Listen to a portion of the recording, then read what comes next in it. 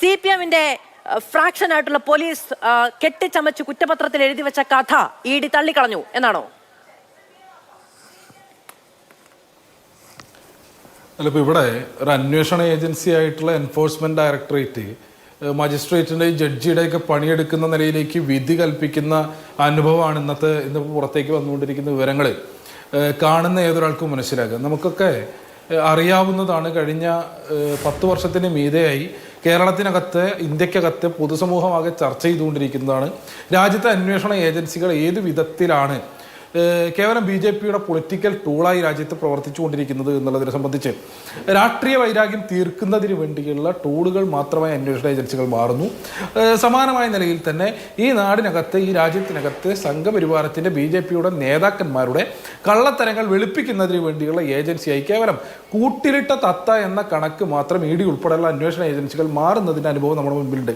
ഇതിൻ്റെ തുടർച്ചയിൽ ഇന്നിപ്പോൾ പുറത്തു വന്നുകൊണ്ടിരിക്കുന്ന ED സമർപ്പിച്ച കുറ്റപത്രത്തിനകത്തെ വിശദാംശങ്ങൾ വായിക്കുന്ന ഏതൊരാൾക്കും ബോധ്യപ്പെടുക, ഈ പറഞ്ഞ കൂട്ടിൽ കിടക്കുന്നത് തത്തയ്ക്ക് അരിമണി ഇട്ട് കൊടുക്കുന്നത് ആരാണോ അവർക്ക് വേണ്ടി ചീട്ടെടുക്കുന്ന നിലയിലേക്ക് ED മാറി എന്നുള്ളതാണ്. നമ്മുടെ മുൻപിൽ ഈ 2021 നിയമസഭാ തെരഞ്ഞെടുപ്പിൽ, കേരളത്തിലെ നിയമസഭാ തെരഞ്ഞെടുപ്പിൻ്റെ 2 ദിവസം മുൻപ് കൊടകര ദേശീയപാതയിൽ നടന്ന കവർച്ച, അതിൻ്റെ തുടർച്ചയിൽ നടന്ന അന്വേഷണം, അതിൻ്റെ മറ്റ് വിശദാംശങ്ങൾ മുഴുവനുണ്ട്. ഇപ്പം നേരത്തെ തെറ്റിദ്ധരിപ്പിക്കുന്ന നിലയിലേക്ക് BJPയുടെ പ്രതിനിധി വാദങ്ങൾ ഉന്നയിക്കുന്ന നിലയുണ്ടായി. കേവലം ഒരു കവർച്ച കേസായി, ഒരു റോബറിയായി കൊടകരയിൽ റിപ്പോർട്ട് ചെയ്യപ്പെട്ടിട്ടുള്ള കേസ് 25 ലക്ഷം രൂപ കാറ് തടഞ്ഞ് കവർച്ച ചെയ്യപ്പെട്ടു എന്ന നിലയിലേക്ക് പോലീസിന്റെ മുൻപിലേക്ക്, അന്വേഷണ സംവിധാനങ്ങളുടെ മുൻപിലേക്ക് എത്തിയ കേസ് തുടരന്വേഷണത്തിന്റെ ഭാഗമായി അത് 25 ലക്ഷം രൂപയല്ല, മറിച്ച് 3.5 കോടി രൂപയുണ്ട് എന്ന് കണ്ടെത്തുകയും അതിന്റെ തുടർച്ചയിൽ നേരത്തെ മാധു ഉൾപ്പെടെ സൂചിപ്പിച്ചതുപോലെ BJP പാളയത്തിലടക്കം ഉണ്ടായിരുന്ന ആളുകളുടെ തുടർന്നുള്ള നിരവധിയായിട്ടുള്ള വെളിപ്പെടുത്തലുകൾ നമ്മുടെ മുൻപിലേക്കുണ്ട്. കോടിക്കണക്കിന് രൂപ കേരളത്തിലെ തെരഞ്ഞെടുപ്പ് അട്ടിമറിക്കുന്നതിന് വേണ്ടി വിവിധ സംസ്ഥാനങ്ങളിൽ നിന്നും BJP കേരളത്തിലേക്ക് എത്തിച്ചിട്ടുണ്ട് എന്നും, അങ്ങനെ കുഴൽപ്പണ ഇടപാട് നടത്തിയതിൽ ഏറ്റവും പ്രധാനപ്പെട്ട ഹവാല ഏജന്റുമാരിൽ ഒരാളാണ് BJP അംഗം കൂടിയായിട്ടുള്ള ധർമ്മരാജൻ എന്നുള്ളതിനെ സംബന്ധിച്ചുള്ള വിശദാംശങ്ങൾ അന്വേഷണത്തിന്റെ പല ഘട്ടത്തിലായും പുറത്തേക്ക് വരുന്ന നിലയുണ്ടായി. ഈ കേരള പോലീസ്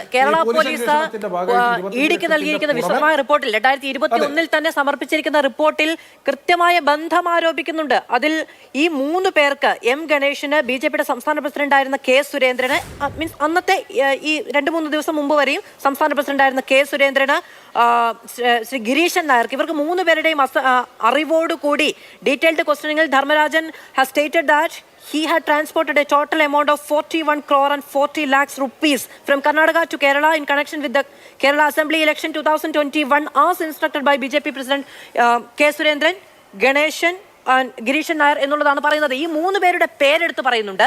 ഇതിന്റെ സോഴ്സുമായി ബന്ധപ്പെട്ട് ലഹർ സിംഗ് എന്ന് പറയുന്നവരുടെ രാജ്യസഭാ MP എന്ന ഒരു പരാമർശം ഉണ്ടാകുന്നുണ്ട്. ഇതെല്ലാം രാഷ്ട്രീയം ആയി ബന്ധപ്പെടുത്തുന്ന കാര്യമായിരുന്നു. EDക്ക് പക്ഷെ അതൊന്നും അന്വേഷിക്കേണ്ടതില്ല.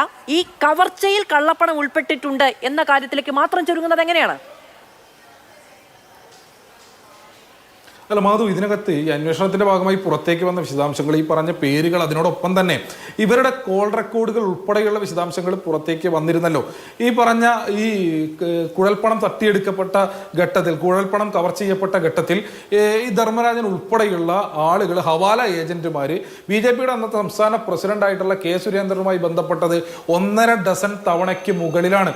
ഈ പറഞ്ഞ നേരത്തെ നിങ്ങൾ സൂചിപ്പിച്ച ഇതിൽ പരാമർശിക്കപ്പെട്ടിട്ടുള്ള BJPയുടെ സംഘടനാ ചുമതലയുള്ള സെക്രട്ടറി, അതേപോലെ ട്രഷറർ ഉൾപ്പെടെയുള്ള BJP നേതാക്കന്മാരുമായി ഈ ഘട്ടത്തിൽ അത്രയും ഇവർ ബന്ധപ്പെട്ടതിന്റെ അടക്കം തെളിവുകൾ, ഫോൺ റെക്കോർഡുകൾ ഉൾപ്പെടെ പുറത്തേക്ക് വരുന്ന ഘട്ടമുണ്ടായി. സ്വാഭാവികമായും വലിയൊരു ഹവാല ഇടപാട്, ആ ഹവാല ഇടപാടുമായി ബന്ധപ്പെട്ട വിശദാംശങ്ങൾ ലഭ്യമായ ഘട്ടത്തിൽ ക്രൈംബ്രാഞ്ചിനെ സംബന്ധിച്ച്, അത് അന്വേഷിച്ച സംസ്ഥാനത്തെ ഏജൻസിയെ സംബന്ധിച്ച് നിയമപരമായി ഹവാല ഏജന്റ് PMLA ആക്ടിന്റെ കീഴിൽ വരുന്ന ഈ ഹവാല ഇടപാട് അന്വേഷിക്കുന്നതിന് വേണ്ടിയിട്ടുള്ള നിയമസാധുത ഇല്ല എന്നുള്ളത് കൊണ്ട് തന്നെ രാജ്യത്തെ പ്രധാനപ്പെട്ട 3 സംവിധാനങ്ങളുടെ മുൻപിലേക്ക് ഇതിന്റെ കുറ്റപത്രം ഇരിങ്ങാലക്കുട കോടതിയിൽ സബ്മിറ്റ് ചെയ്യുന്നതിനോടൊപ്പം തന്നെ പ്രധാനപ്പെട്ട 3 ഏജൻസികളുടെ മുൻപിലേക്ക് EDക്ക് ഇതുമായി ബന്ധപ്പെട്ടുള്ള തുടർ പരാതികൾ നൽകി. ഇതുമായി ബന്ധപ്പെട്ട് കുറ്റപത്രത്തിന്റെ മറ്റ് വിശദാംശങ്ങൾ, ക്രൈംബ്രാഞ്ച് കളക്ട് ചെയ്തിട്ടുള്ള തെളിവുകൾ ഉൾപ്പെടെയുള്ള മുഴുവൻ വിശദാംശങ്ങളും നൽകി. അതോടൊപ്പം EDയുടെ നേരത്തെ BJP പറഞ്ഞു, നിങ്ങൾ EDയെ വിളിച്ചിങ്ങ് കൊണ്ടുവന്ന് ഈ കളത്തിൽ നിർത്തിയതല്ലേ എന്ന്.